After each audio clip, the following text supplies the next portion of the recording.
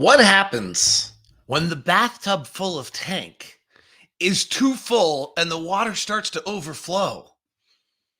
That's next on Locked on Jazz. Bum bum bum bum bum bum bum bum bum bum bum. Pow.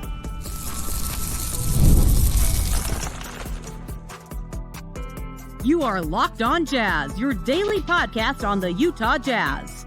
Part of the Locked On Podcast Network. Your team every day. How are you? I am David Locke, radio voice of the Utah Jazz, Jazz NBA insider. This is Locked on Jazz, your daily podcast on the Utah Jazz.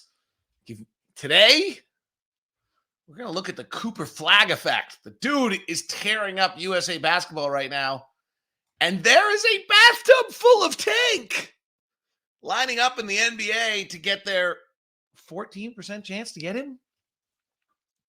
We'll talk about it. The Jazz have $37 million in cap space that they have not used yet, keeping their powder dry. How could have they used it? And why is the powder dry? We'll discuss that coming up. I might bore you to death with some really geeky cap stuff, so hopefully you don't fall asleep driving anywhere. And night 2 of Summer League was a bust last night. That was not good. We'll talk about all those things coming up on today's show. As I mentioned, this is Locked on Jazz. It's your daily podcast on the Utah Jazz. It gives you insight, expertise, geeky numbers, and hopefully makes it way better to be a Jazz fan each and every day. Thank you so much for making Locked on Jazz your first listen of the day. We are free and available on all podcasting apps. We're also on YouTube. Please give us a thumbs up. Please subscribe, follow, join the show. If you're on YouTube, hit that bell button, then you know what's coming, and we notify you. And so thank you for being a first time making Locked on Jazz your first listen, and thank you for being an everydayer. I do greatly appreciate it. Today's show is brought to you in part by our friends over at, who is it today? Oh, it's Game Time. That's right. Tonight's episode, Game Time. Download the Game Time app, create an account, and use the code LOCKEDON for $20 off your first purchase. Terms apply. Maybe use it for Noah Khan last night. All right. So we have something interesting going on in the NBA. The NBA flattened the lottery odds to try to get rid of the chances of teams tanking. And right now, I don't know if we would call that having been successful, because if you go to FanDuel.com or sportsbook.com/FanDuel Sportsbook, and you go to conference championships, in the Eastern Conference, there are 3 teams at 50,000 to 1. And in the Western Conference, there's 2 teams at 50,000 to 1. So that's 5 teams right there that are already that's as big odds as they give you. If you go to the NBA Finals chances, there's 8 teams that are 100,000 to 1. 8 teams. Now, if you look at conference championship, so you kind of try to narrow this down a little bit. Of those 8 teams, at least right now, the sports books think that Chicago, Toronto, and Charlotte are slightly better than the other 5. Not sure I totally think that is true. But as of right now, there are 8 teams that are 100,000 to 1 to make the NBA Finals. Zero chance. Yeah, we're one of them. The Jazz, the Nets, the Wizards, the Pistons, the Blazers, the Raptors, the Hornets, and the Bulls. And the Hawks aren't far behind. I mean, Eastern Conference is kind of crazy. There are 8 teams that are going to make the playoffs in the Eastern Conference, and somebody is going to accidentally make the play-in. Seriously. Boston, New York, in order, probably. Let's just do it. Boston, Philadelphia, New York, Cleveland, Milwaukee, Orlando, Indiana, Miami. That's the 8. Two other teams have to make the play-in.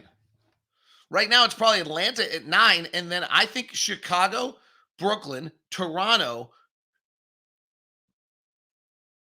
Did I say Charlotte? Washington, Detroit. One of those makes the play-in by accident in the Eastern Conference. They could make the play-in at sub 30 wins. There are 8 teams right now, and Atlanta's close to 9, that are legitimately positioned to be able to just tank, get in the bathtub of tank. I don't know what the bathtub has to do with it, but somehow that seems to be like, I have this vision of like, there's this pool and everyone's getting in it, and it just kind of keeps filling up with water, and it keeps turning over and over and over and over. That's kind of like, that's what I envision right now. There's no one who has like an over-under in win totals out there right now, but I would guess that like the Jazz would be at like 28.5, and the Wizards would be at like 23, and the Nets would be at like 25, and the Hornets are probably at 30. Like, I think all these teams are 30 or below in the win total. Maybe we're a little higher. Maybe we're 31.5. So what do you do? What happens here when there's suddenly a bathtub full of tank? Cooper Flagg is that good right now. And so is Ace Bailey, and so are some others, that the 2025 draft has everyone just completely enamored. Now, we've done this before, and it turned out to be Andrew Wiggins and Jabari Parker and Dante Exum and Aaron Gordon and Joel Embiid, who was legit.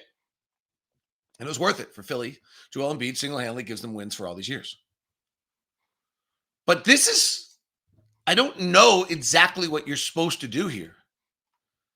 But when you start to look, and like Toronto and Brooklyn are both at 50,000 to 1 to win their division. Detroit's at 50,000 to 1 to win its division. Washington's actually at 30,000. We're at 50,000. Portland's at 50,000. And that's it in the West. Now, this is the interesting one in the West. And maybe this is a little bit of it to our, if we're trying to draft position ourselves this year and develop talent and draft position at the same time, is maybe a little bit to our advantage, is that we only play the Brooklyn Nets twice, the Washington Wizards twice, the Toronto Raptors twice, the Hornets twice, the Bulls twice, the Pistons twice. That when the way the NBA schedule works, and you play 30 games against Eastern Conference teams and you play 52 against Western Conference teams, that of the 48 games that we play against Western Conference teams that aren't named the Portland Trailblazers, we're probably not favored in very many of them. Like, very few. As of right now, we're probably favored when we play the San Antonio Spurs at home. We probably are favored against the Houston Rockets at home. And we'll see about the LA Clippers and who's healthy for them. I don't know. When we play Sacramento at home, are we going to be favored? Don't know. Whereas Chicago is probably going to be one of those teams that ends up in the play-in they actually like that. Because when they play the Pistons and they play the Hornets and they play the Raptors and play the Wizards and they play the Nets, they'll be favored. Now, the fact is that what's crazy about this is that the NBA did play around with the lottery odds. 1 through 3 has a 14% chance to get Cooper Flagg, if in fact he's the number 1 pick. And only a 52% chance of being a top 4 team. Now, this draft might have 4 players. So there's 8 teams in the bathtub full of tank, and only 3 of them are going to have a 50% chance or better of having a top 4 pick when it's done.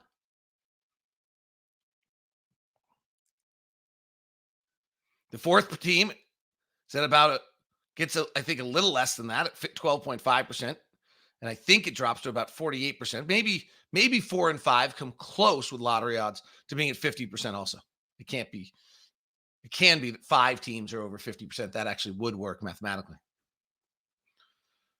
But once you're at the 6th pick, you're at a 9% chance of getting number 1, and you're at about a 45%, 46% chance of staying in the top 4. So the NBA has, in fact, made it less beneficial, less guaranteed than ever before to play in the bathtub full of tank. And yet we may have 8 teams, if not 9 teams, trying to get into the same little small confined area without enough water. Kind of gross. It's wild. Now, I don't know what you're supposed to do. Honestly. All right, so you're listening right now and your answer is so what? I don't actually have a good so what answer. I think it's the reality of what just has happened. It's weird. It's not what the NBA had intended. I'm trying to figure out if there's some unintended consequences that's caused this. With the first apron, the second apron, all these things that we're going to delve into and try to make sense out of for one time ever. I'll try to make sense out of it. This isn't what they designed and thought would happen. But it has happened. And frankly, as we look at the Jazz still have $37 million of cap space, but I can't tell you what I think they should have done with it. We'll look at that next. In other words, it's not a great situation to be in because everyone's playing in the same sandbox you are.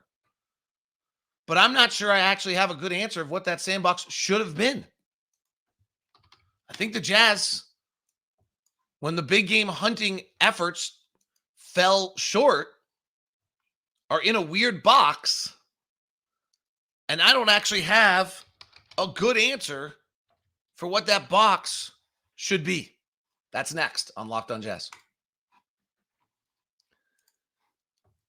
Today's show is brought to you by our friends over at Intercap Lending. That's Steve Carter. And this is pretty neat. Intercap's one that's been in for us a long, long time. And Steve Carter's our own loan officer, and he's just fabulously great. They have a new construction loan program over at Intercap. They just rolled it out. And we've actually sent 3 or 4 Locked On people already over there. If you're considering building a new home, this is a game changer. With new construction loan program, you can defer all interest payments during the construction phase. Yes, you've heard that right. No payments until your home is ready. But that's not all. They offer flexible underwriting to cater your unique financial situation, making it easier if you get approved. So, speaking of approval, the quick decision-making process means that on average, approvals are coming in 3 to 4 weeks on new construction process. That's pretty unheard of. And the offer loans up to $3 million, giving you the flexibility to build the home of your dreams without financial constraints. So if you're ready to turn your dream home into a reality, check out Intercap Lending's new construction loan program. And as always, give Steve Carter at Intercap Lending a call. 385-800-8528 or email me directly at dlock09@gmail.com, and I will just set you up with Steve Carter. If you don't want me in your business, I get it. Then call Steve directly. No payments until your house is ready on a construction loan. Don't miss out on this fantastic opportunity. So give him a call right now. Be like Matthew Peterson, who wrote Steve Carter goes above and beyond to make your experience as easy and enjoyable as possible.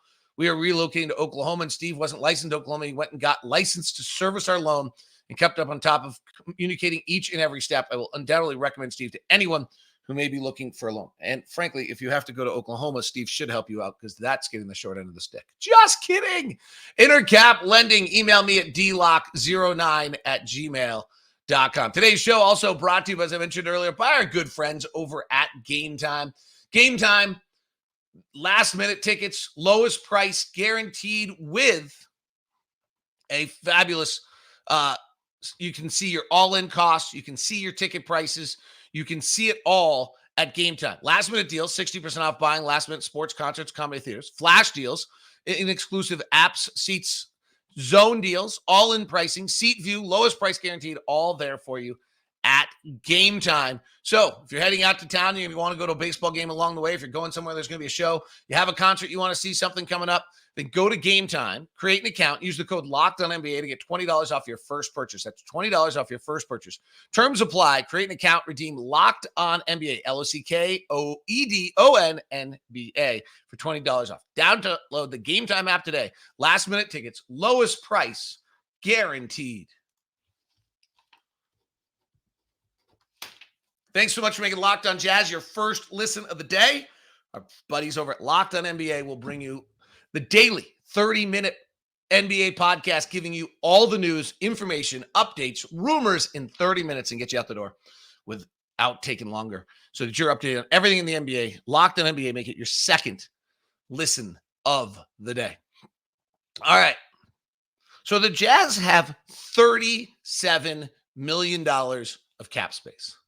right now, which is only Detroit has anything kind of close to that right now. So, and there's some interesting things that have happened here in the NBA that I'm going to try to get into. I'm bouncing around the kind of talking cap, and that's bad. So the Jazz have $38 million of cap space, 37.7. What could have they done? Okay. So the first thing is the Jazz are going to probably, if the Jazz, it's hard to say what the extension on Lauri Markkanen is going to be. But the main thing the Jazz are doing, if they're re-signing Lauri Markkanen, is they're going to take a portion of his cap space, give it to Lauri, and then extend his contract. They're the only team in the league that could do this. It's why actually trading Lauri, the concept of trading Lauri was hard, because no other team could do this. And so if they could use up to, I don't think they'll have to, but they could use up to $24 million of their cap space for Lauri, if I understand the rules correctly. I don't think they'll need all of that, but I think so that'll leave them somewhere at the minimum of $13 million of cap space at the end of that situation. And so there has been this little thing that if the Jazz were going to use their cap space, they would have had to use it in a manner that they left themselves, if re-signing Lauri is a priority, at least $13 or $14 million of cap space. Okay. So if they have 37 and they had to leave themselves 14 million, they couldn't, like the Harrison Barnes deal, where San Antonio took $18 million of Harrison Barnes into their cap space in exchange for a 2031 unprotected pick swap with the Sacramento Kings, which is a pretty interesting concept. We'll talk some about pick swaps today. I mean, this is an exciting show. Cap, pick swaps, aprons. I mean, holy cow. You just are thinking to yourself, wow, this is dynamic, crazy stuff. Okay, we're trying to make sense out of things. Hopefully, you're still sticking with me. I greatly appreciate you if you are. Okay, so the Jazz have $30 million cash. I don't think they're going to have to use all of it to re-sign Lauri, but on the other end, Lowry's might be looking at the roster being like, wow, like I got to go through a year of losing or two. Maybe I want all of it. So the Jazz get a deal done with Lauri. The chances are they're using somewhere in the range of as much as possibly $23 million of cap space. If you do want to re-sign Lauri, you didn't want to bring Harrison Barnes at $18 million into your cap space and then have Lauri be like, yeah, I'm not interested because I'm not getting the full deal. Okay? Like, that's the tricky thing. The way that on the Domantas Sabonis deal that a lot of people use as the kind of model for what the Spurs did what the Kings did in 2023 with Sabonis is they bumped his number up using cap space. Gave him an extra $15 million, taking his salary from 22 to 37. And then from 37, they extended him out. Okay. So he went, 22 to 37 is what Sabonis did. I think Lauri, I don't know if the Jazz have to go that far, but Lauri's at 18. If you were trying to get him to 37, you had to use, that's 19, that's somewhere in that range. That's $19 million of cap space right there instead of the 23 I'm talking about. So you're in that kind of game. All right, I think you've got that figured out. So for the Jazz, what got tricky here is that could have you done the deal where you get involved as the third team in Harrison Barnes deal for the San Antonio? And the answer is yes, you could have, but then you wouldn't have had all of the cap. You probably would have had enough, but boy, that probably, if that turns out to be wrong, would be a catastrophic error. All right, Sacramento signed DeMar DeRozan. Like, okay, you decide that you're in a bathtub full of tank. There's no point to be, everyone's doing it. We're going to be a little bit better than that. We're going to have a better environment. And and DeMar DeRozan signs for, I believe it was $24 million. Well, then you don't have it. You can't do Lauri Markkanen if you sign DeMar DeRozan. Okay, well, that's not a great deal. So when all of a sudden none of the big game hunting came together, I guess there's probably one other. Miles Bridges recently signed. If you wanted Miles Bridges, and Miles Bridges seemed to sign for on average about $25 million. Again, the Jazz would have had $12 million left over. That's not enough probably to get the Lowry deal done.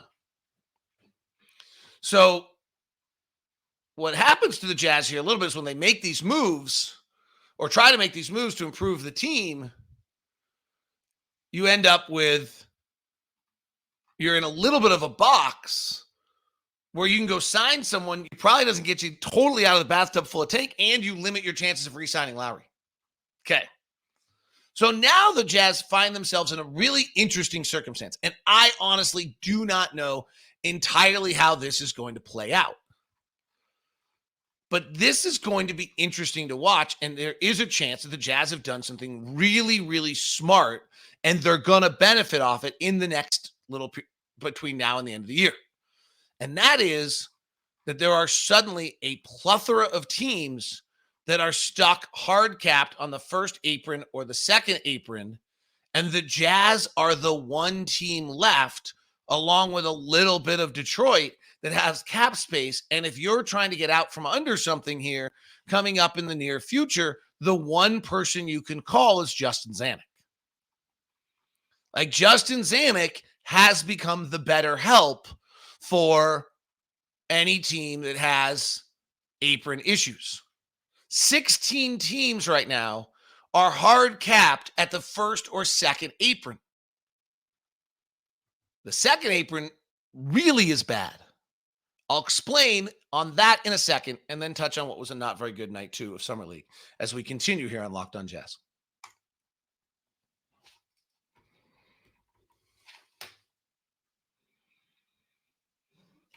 Thank you very much for making Locked On Jazz your first listen of the day. Locked On NBA is available for you as your second listen today, so feel free to grab it. All right. There are 16 teams that are hard capped at the first or second apron. What the heck does that mean, David? I don't know how to explain these things, but let me try. Okay, the first apron hard caps you and starts to limit some of your movement. The second apron is really the one that everyone is trying to stay away from. So here are, and actually I am going to screen share because those of you who are on YouTube, you get to see this. And Keith Smith, who is just a fabulous NBA follow, has done a great job with this. And so let me see if I can get this up on your screen for you. And then if you can read it and follow it while I'm going along with it, and maybe it'll make it a little bit better for you. Actually, I should just add this. Give me 1 second. I'll do this a little bit better than I'm doing it right now. There, that'll make, because I will probably have to reference this multiple times over the next few years and that will make it better for all of us every time I do it. All right. So if you are over the first apron, it's not the worst thing. But if you use your tax player mid-level, which is 5.2 million, then you become hard capped at the second apron. Teams that are hard capped at the first apron are limited. They can no longer use their tax mid-level exception or their non-tax playing mid-level exception. They cannot use their biannual exception, whatever these are. But here's the biggest one. They can't acquire a player via sign and trade. And they can't sign a player in the buyout market. And if they're going to trade, they have to use more than 100% of salary matching in a trade. There's two impacts of this. One is, I think indirectly, the league's going to make some player movement very, very difficult. Okay? Some of these teams, like suddenly the Jazz are going to be looking at to make a deal, and there's not going to be very many teams that are suddenly able to make deals because of the fact that people are over the first apron and they have these hard cap circumstances. And so suddenly I think deals are going to be hard to be made. So those are the teams that are over the first apron. But they have to use more than 100% in salary matching in a trade. So in other words, the Jazz have $37 million of cap space. They go get, let's say they go get the Lowry extension done and they're left with, I don't know what that number is, but let's say it's somewhere between 17 and $20 million of cap space. Well, now they can relieve somebody from getting out from the first apron. The second apron, You're not allowed to sign any extensions. Your team cannot use the mid-level exception. You cannot aggregate 2 or more player salaries in a trade. Big deal. Cannot aggregate 2 player salaries in a trade. You cannot send out cash in a trade. And you cannot acquire a player using the taxpayer exception that was created to do it in previous sign and trade.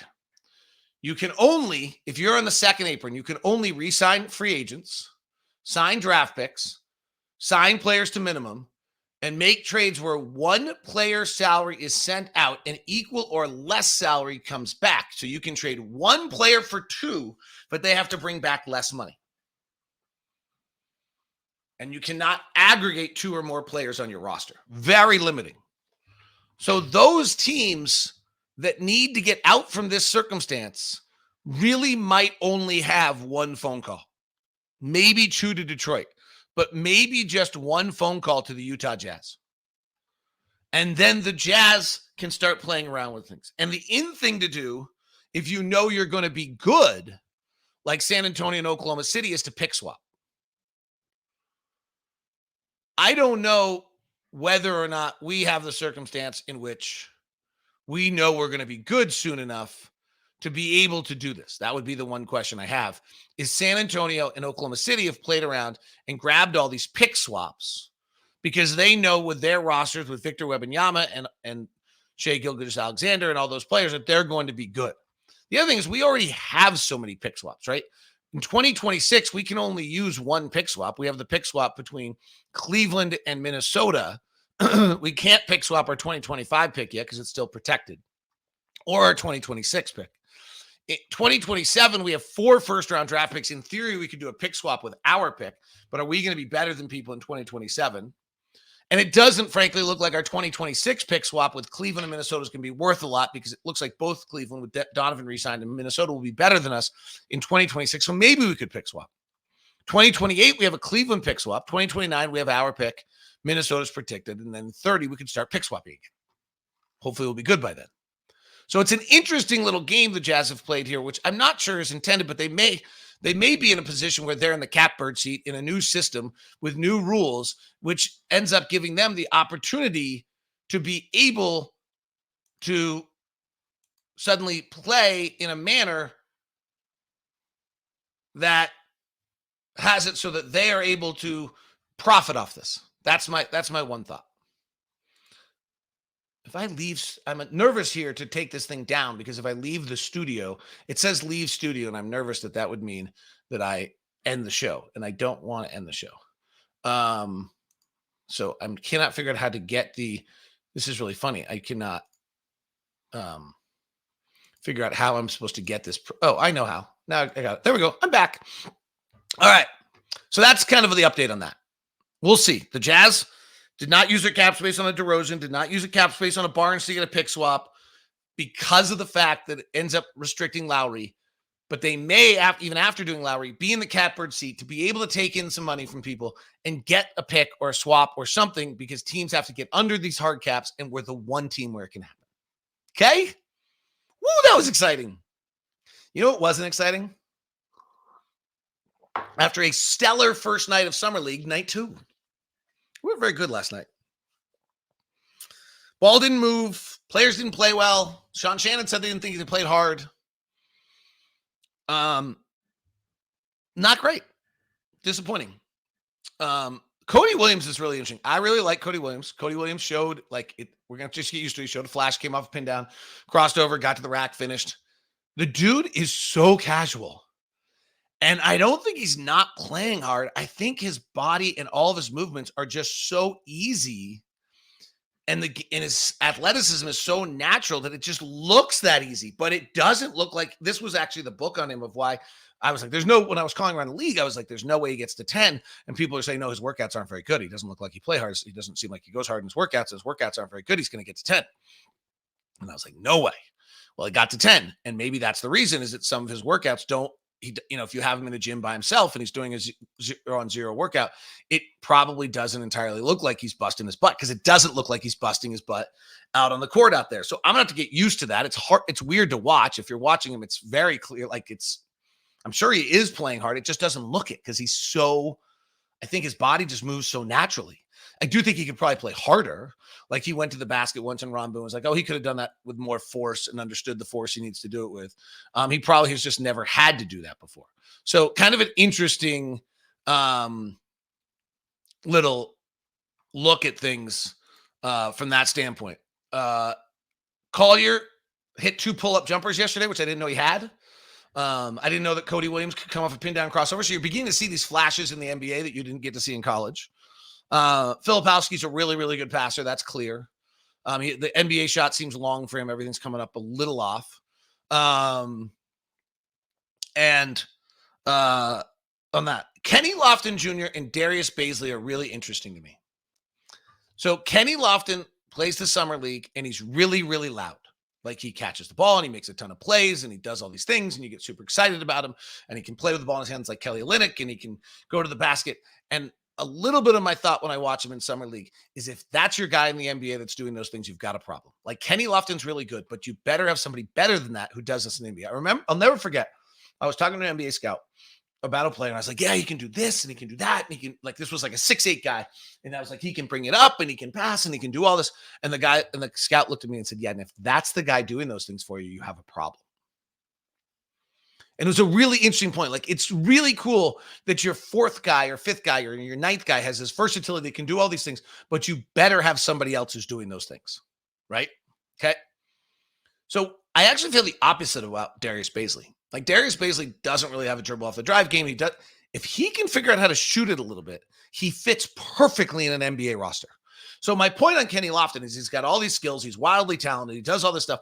I can't entirely envision how it fits on an NBA roster on the floor with a bunch of other really good players, because I'm not sure with all those other really good players, I want the ball necessarily going through Kenny Lofton and Kenny Lofton making plays every single time. To the point of the scout, if that's the guy who's making all your plays on the NBA level, you're in trouble. But I like him. I mean, he's really skilled. Darius Bazely, I feel the opposite about. Darius Bazely, I look at him like, oh, he just fits an NBA roster. Like, he could just play. Like, he's long, he's lanky, he rotates defensively, he can guard 1 through 4. He's a pretty decent rebounder. He could be an offensive slashing rebounder. And if he could bang down a shot or two, he's really a viable NBA player, because he fits perfectly an NBA roster, because he's not doing any of those things. And I've got 4 guys on the floor that are better at all times on an NBA roster who are doing those other things. And I need him to switch 1 through 4 defensively and slash and rebound and do all those kind of things. It's kind of an interesting contrast between those two. I overplaying the contrast a little bit with Kenny Lofton, but it's an interesting thought for you as you watch a player in summer league and you think to yourself, not one of our rookies who are just trying to figure it out, these guys who are trying to find a roster spot, and both Kenny Lofton and Darius Bazely are up July 25th for the first decision on them. Like, I can really easily see Darius Bazely on an NBA roster and how he fits and how he plays and how he's valuable, and on a good roster on all sorts of teams. And on Kenny Lofton Jr., I have a harder time with that, because what's his role? The last thing I'm going to say, we've gotten into an interesting little thing here, having had him around here, and that is that we keep trying to reference people as Kelly Olynyk. Kelly Olynyk is so flippin' good. We're really underselling how good Kelly Olynyk is. Kelly Olynyk is big, strong, tall, amazingly gifted, with incredible passing vision. He was the 13th pick of an NBA draft for a reason. He's super. And we keep trying, well, Kenny Lofton can be Kelly Olynyk, and Kyle Filipowski can be Kelly Olynyk. No, Kelly Olynyk's beeping great. And I think we're underplaying how hard it is to do what Kelly Olynyk does and how great Kelly Olynyk is. And even with that said, as great as Kelly Olynyk is, he only plays on average 22 minutes a night. So just a thought. Have a great day. I'll see you at the arena. We will have the in-arena feed for you as well if you want to listen real time tonight. Go check out my Twitter. I've got a bunch of notes on that, on how to do that. Thanks very much for tuning in. This is Locked On Jazz, your daily podcast in the Utah Jazz. On YouTube, we send you to Locked On Sports Today. On audio, search The Big 6 and 60 for our new show.